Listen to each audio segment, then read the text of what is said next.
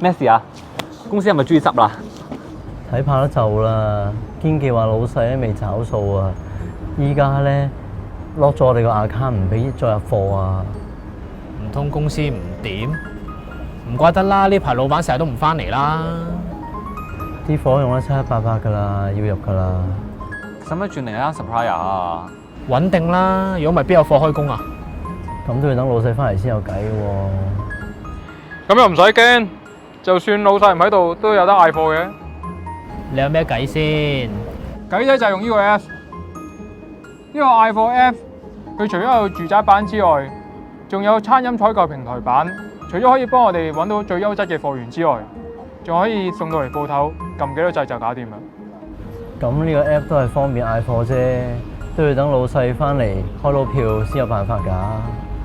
我介紹得就梗係啱用啦。呢個嗌貨 app 最特別嘅地方就係佢除咗可以用信用卡簽卡賒數之餘，拖成個月先至找數俾信用卡公司。仲有啊，佢有個回贈計劃，一個月嗌夠5萬蚊貨，就會有1.5% AY 幣回贈。一個 AY 幣可以當1蚊用，一次過如果儲夠3萬蚊，仲有200個 AY 幣回贈添喎。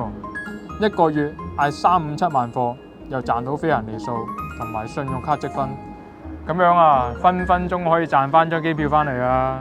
去旅行啊可以。張機票都唔冇我份嘅。咁嗌貨關唔關你事啊？如果我哋嗌唔到貨翻嚟，冇貨俾我客食，咁咪冇生意，你咪工都唔使翻咯。咁咪冇糧出咯你。咁又唔係咁講嘅。仲有咩啊？嗱嗌貨啦！嗌啦！買餸揾嗌貨。